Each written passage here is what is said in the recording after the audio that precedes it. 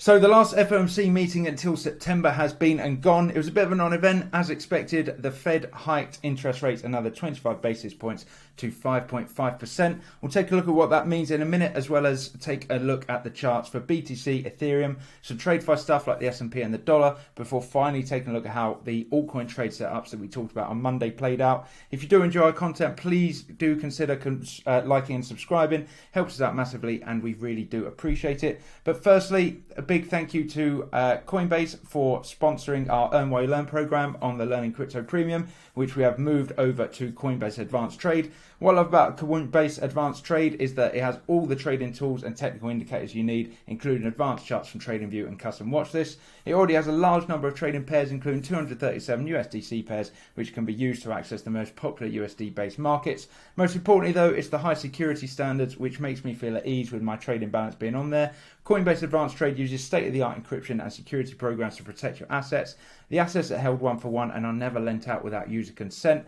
This is key for me, considering what has happened to various exchanges and lending platforms over the past 18 months. And finally, my favourite bit, you can earn up to 4% rewards on your USDC balance. Sometimes the best position is having no position, and with Coinbase Advanced Trade, you can earn rewards by sitting on the sidelines. Please do remember, though, that your capital may lose all value. Cryptocurrency is currently not regulated in the UK and is subject to capital gains tax. So what you can see on the screen is our ADA trade. I'll go over that in a minute. But first of all, let's get into what happened with the Federal Reserve FOMC meeting. So as you can see, the quick things to take from here, you can get this from the federalreserve.gov, and it's a little PDF. So basically saying that they are still looking to get inflation down to 2%. Jerome Powell's been very adamant on that ever since the start, that their target still remains 2% inflation. There may be another rate hike or two before the end of the year. So we're currently at 5.5%. It's possible we go up to 5.75, maybe 6%.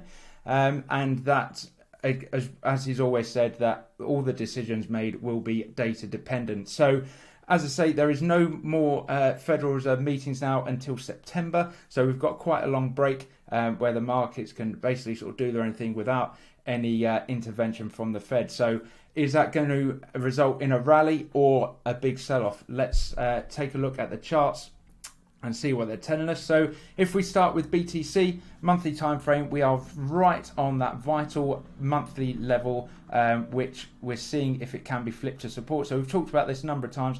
Key support back here in the summer of 21, flipped to resistance when we broke below it in June. It's in June 2022. It's been solid resistance all of this year until we finally broke over the top of it last month. And as you can see, we're coming down now and testing it as support. Will it hold as support, or is this break above just one big deviation? If we get a monthly close below 29.3k, in my personal opinion, I think we're at least going back down to 25k. But if we manage to hold it at support, then I think that could be the next leg up to 34.4k, which is my next level of monthly resistance. If we break down to the weekly, there's not really much to add. We obviously tagged that 31.7k weekly level, which was the swing high from back in June 2022. 2 weeks ago, rejected off that, and as you can see, not painting a pretty picture so far on the weekly time frame. We've got a little bit of support here potentially at 28k. If we come down that, if we lose this monthly support, potential there for a bit of support before we hit 25k. If we go down to the daily time frame, again, doesn't paint too much for a pretty picture. We can see that this 29.6k has been a vital level ever since the 28th of April this year. See, it was key resistance on that rally, resulted in a big sell-off before we finally broke over the top of it in June, or the 21st of June, and we've held that support ever since until we finally broke below it on Monday. And as you can see, we've tested it as resistance both on Wednesday and yesterday, which was Thursday. So yeah, hovering around a really key area. Not only have we got daily resistance above us at 29.6, we've got this monthly level, which is vital to hold for the monthly close, which is on Monday. So could actually be a little bit of price action over the weekend. It's normally quite boring, but this weekend, as I say, with the monthly close happening on Monday, maybe we get a little bit of volatility. If we do go lower, then this is the level everyone is watching, this 28k level, which was the previous support at the beginning of May, which flipped to resistance all through the rest of May and into June before we broke above it on the 20th. So they're the key levels. If we get a daily close back above 29.6, then I think that's very bullish, because that is a deviation back into the range, and we're probably going to run up to 31k again.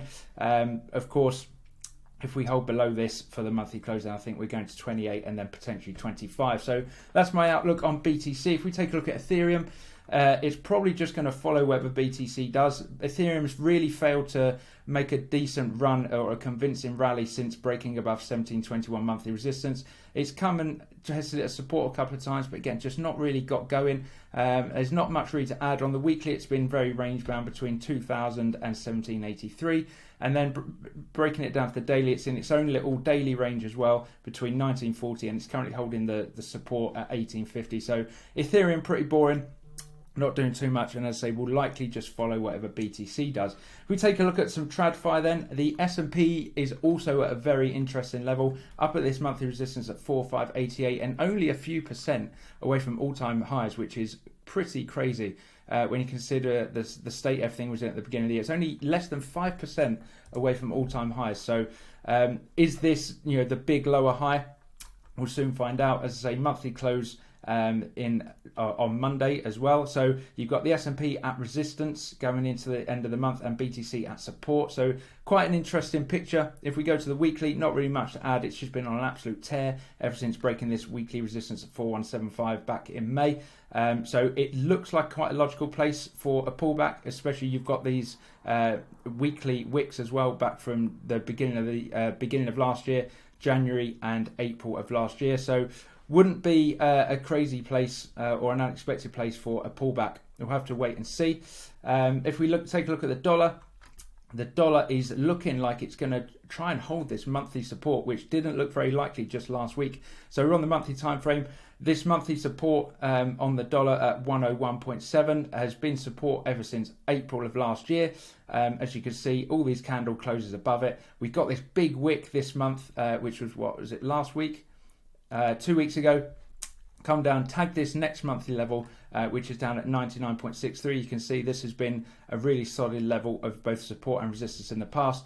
Wicked that, and now we're zipping up and trying to hold this monthly level of 101.6. If we do that, I think that's actually very bullish for the dollar. This was one big shakeout, big wick, and we're probably going to push up from there. And as I say, the weekly looking pretty good as well. So it will be very interesting to see where everything closes the end of the month. So as I say, BTC on support at the moment, S&P at resistance at the moment, and the dollar fighting to hold support at the moment, all with 3 days to go. So very intriguing. If we then move on to the altcoin trade setups that we talked about earlier in the week, it's been obviously quite a weird week to try and trade with the FOMC in the middle of it, but we talked about ADA holding this daily level of 30 cents and looking for a long up to a retest of 33 cents. We've jumped into this on the Earn While You Learn, which is a trading service for beginners that we offer on the Learning Crypto Premium. If you want to jump in, check that out. The link is below, and we've got an awesome offer on at the moment. If you follow Market Mobster on Twitter, who is Ash, the founder of Learning Crypto, he's running an incredible 24-hour offer. So if you're listening to this right now and it's still Friday or maybe Saturday morning, jump on Twitter, find Market Mobster if you're interested in getting an awesome deal. But enough of that. As I say, I'll show you our trade on Coinbase Advanced Trade, but we are currently in this and it's looking quite okay for another retest of the weekly mid-range. We go to the weekly time frame. This is the level we're talking about, solid level of support and resistance, looking like we may get another retest of that. If we go to AVAX, talked about this potentially being a trade if it come down to $12. Obviously it hasn't, so no real trading opportunity there. It's currently chopping around the mid-range, as you can see, which is about $12 if you get your fib tool. Pretty much sat right on the mid-range. For me, I don't like jumping in to trades on mid-ranges. Don't diddle in the middle, you get chopped up. And as we go through the pairs, you'll see what I mean. So I like to get in on the extremities of the range, either the range high or the range low. BNB, and this is an example. You can see it chopping around its daily mid-range around 241. Look at that, trying to jump in short, long. You're just not going to make any money here. You're just going to get chopped up. So I don't like to get involved in mid-range, and that's why. So no real trade on BNB. I said if it come down to 231 or broke over the top of 251, you've got a long either way.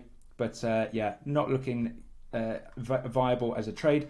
Dot had a nice little bounce off $5.12. I said this was potentially a good entry because you've got a nice invalidation. Any daily close below, then you're going to start making lower lows, so you're going to start a downtrend. But as you can see, it's held it, although not really gone too far. So you'd be in a little bit of profit right now if you jumped into that on that daily level, 2 or 3, yeah, about 2%, not too bad. Again, invalidation is just a daily close below $5.12.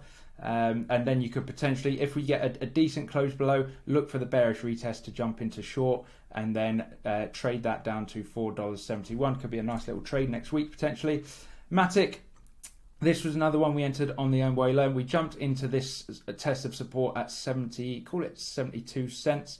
Unfortunately, we got a daily close below the following day, so we jumped out for a small loss.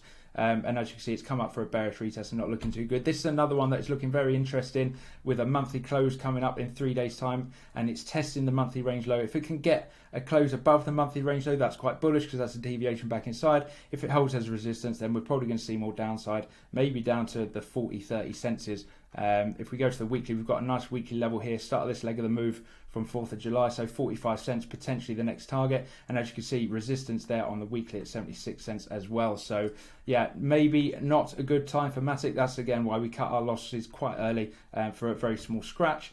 Near, unfortunately, this played out really nicely, but I didn't jump on the trade. One, because we talked about jumping on a daily range low here down at $1.31, TP1 being the mid-range, TP2 being the range high. It happened on Wednesday morning. I start work early on Wednesday morning, so I was rushing to get stuff done and didn't realise that near was an opportune area to jumping in, but also it's FOMC day, so it's likely I would have erred on the side of caution and not entered it anyway. But good to see that TA works, and if anyone did jump into that trade off the basis of the video, then you're looking quite good. 5%, obviously with leverage that will look quite good, not too far from TP1, which would be $1.40 on the daily mid-range. So again, a nice win for the TA. And then unfortunately VeChain and ZIL didn't hit their area of opportune entry. So again, this is another example where you don't really want to get involved in the mid-range. Look at all that chop. And I said a good entry would be down here at the daily range low, 0.0178. As I say, didn't quite get down there, and neither did ZIL. And ZIL, again, look at this, how it's hugging that daily mid-range and with big wicks to both sides. So again, you just don't want to diddle in the middle. Wait for price to get to the extremities of a range and then trade it there. So if we just go to the Coinbase advanced trade, which is just going to have a little reload. So as you can see, our average entry, so we've got our orders down here. So quickly cover Matic. So we bought here at 0.7223, sold it at 70 cents. So as you can see, we bought $100 worth. We sold it for 96.7, so we lost $3. We only entered a third size entry, and we were going to add more to it if the level held. It didn't. We got out early, so a very small scratch. With ADA, however, we got our initial entry pretty much on the level, which was 30.42 cents. We then added to the position when the daily level held after the FOMC event, which was around, 0.312. So we added twice as much. So it was $100 the initial position, $200 the third one, so $300 total. And that gave us an average entry of 0.3112, as you can see, which is this green line here. Slightly above that, nothing too crazy, but our TP target is that weekly level up at 33 cents. So we've got our sell order in there, 316. So we'll make $16, which is quite nice. It will cover that loss and give us a little bit of profit as well. So the Earn While You Learn program that we run on Learning Crypto, very similar to this, Monday to Friday, a daily video of me going through the markets, looking for trading opportunities, and then doing it all on screen so you know exactly what you're doing. If you're brand new to an exchange, never done it before, show you exactly how to enter the orders, how to take profits, all that good stuff. It's not one of those crazy get rich quick, 1,000% P&L every week. It's really for beginners, showing you the trades, but also if you already know what you're doing with trading on an exchange, you can follow the trade still and apply your own leverage, apply your own stop losses, all that good stuff. We also have a Discord room for members trades where people share their own trading strategies, their own trades, so you can contribute to that, copy other people's trades, all that sort of stuff. So we've got a really good community vibe, and as I say, even if you just follow the Earn While You Learn trades, you can apply your own leverage and increase profits and all that good stuff. So yeah, if that's for you, as I say, follow Market Mobster on Twitter. He's got an awesome offer on that's for 24 hours. But apart from that, It's the end of another week. We'll see what happens on Monday with the big monthly close. As always, we'll be back with you with another video on Monday for all the stuff you need to be aware of for next week. Some more trading opportunities. So have a good weekend. Try not to spend it all on the charts, and I look forward to seeing you then.